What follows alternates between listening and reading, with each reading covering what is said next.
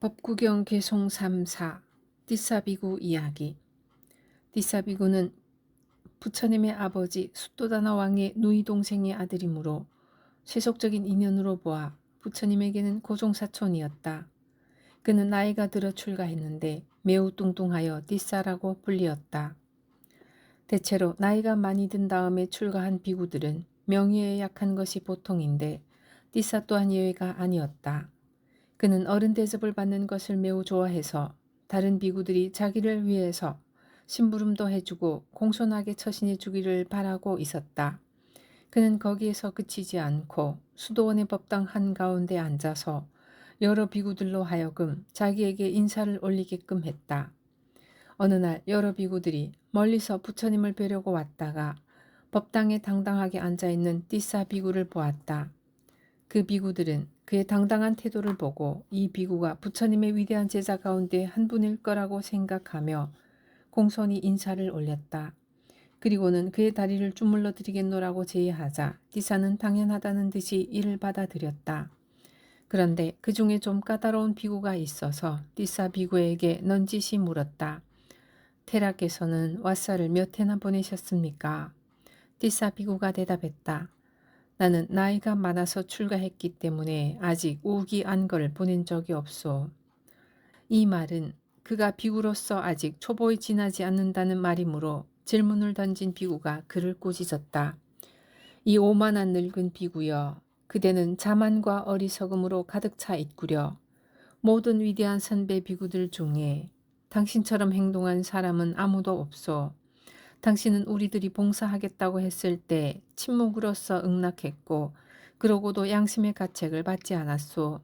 아마 당신은 그것이 당연한 것이라고 생각하고 있었겠지. 그렇지만 내가 보기에 당신은 수행이 높은 위대한 비구들의 종이 될 자격도 없소. 이 같은 치명적인 모욕을 당한 띠사는 분노를 참고 되물었다. 당신들은 누구를 뵙기 위해서 여기에 오셨소?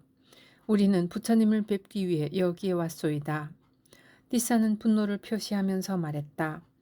당신들은 내가 누구인지를 잘 모르는 모양이지만 곧 나를 알게 될 거요. 출가한 횟수에 따라서 존경을 받는 이 계급 제도는 마땅히 없어져야만 하오. 나는 이 계급 제도를 타파하고 말겠소. 이렇게 말하고 나서 그는 부처님께 이 일을 하소연하려고 그곳을 떠나갔다. 그것을 본 비구들은 아무래도 마음이 놓이지 않아서 띠사를 따라갔다. 그리하여 띠사와 비구들은 함께 부처님께 예를 올렸고 나란히 빈자리에 앉게 되었다. 부처님께서는 띠사에게 왜 그렇게 우울한가를 물으시었다. 그러자 띠사는 부처님이시여, 저 비구들이 저에게 심한 욕설을 퍼부었습니다. 띠사여, 그렇다면 묻겠다. 그때 너는 어디에 있었느냐? 그때 저는 법당 한가운데 앉아 있었습니다. 그러면 너는 저 테라들이 법당 안으로 들어오는 것을 보았겠구나. 예, 보았습니다. 그때 너는 저들을 어떻게 맞았느냐? 일어나서 저들에게 반갑게 인사를 먼저 건넸느냐? 그렇게 하지 않았습니다. 그러면 그들에게 세면도구 등을 챙겨주었느냐? 그렇게 하지 않았습니다. 그러면 그들에게 음료수를 가져다 주었느냐? 그렇게 하지 않았습니다. 그러면 그들에게 앉을 자리를 마련해 주고 다리를 주물러 주었느냐? 부처님이시여, 저는 그렇게 하지 않았습니다. 그러자 부처님께서 띠사를 꾸짖으셨다. 띠사여, 너는 저 테라들에게 이 같은 봉사를 했어야 마땅하느니라. 이 같은 봉사를 하지 않으면서 법당 한가운데 앉아있는 것은 옳지 않으니라. 띠사여, 꾸짖음을 받을 사람은 바로 너 자신이니라. 이제 여기 함께 온 테라들에게 네 행동에 대해 용서를 빌도록 하여라. 그러나 띠사는 승복하지 않고 말했다. 그렇지만 부처님, 저들은 저에게 욕설을 하였습니다. 저는 저들에게 용서를 구할 생각은 없습니다. 띠사가 고집스럽게 자신의 잘못을 인정하지 않자 옆에 있던 비구들이 부처님께 여쭈었다. 부처님이시여, 이 비구는 억지가 매우 심합니다. 부처님은 말씀하시었다. 비구들이여, 띠사 비구의 이런 행동은 비단 이번이 처음이 아니니라.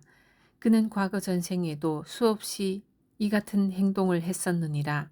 그렇지만 비구들이여, 이런 띠싸비구에 대해서 조금이라도 언짢거나 원망하는 마음을 지녀서는 안 되느니라. 오히려 애정을 가지고 그를 정성스럽게 보살펴 주며 용서해 주어야 하느니라. 왜냐하면 그럴 때만이 원망하는 마음은 그치는 법이기 때문이니라. 이렇게 말씀하시고 나서 부처님께서는 다음에 개송 두 편을 읊으시었다. 그는 나를 욕했고 나를 때렸다. 그는 나를 굴복시켰고 내 것을 빼앗았다고 하여 증오를 품고 있으면 증오는 없어지지 않는다. 그는 나를 욕했고 나를 때렸다. 그는 나를 굴복시켰고 내 것을 빼앗았다고 해도 증오를 품지 않으면 증오는 없어진다.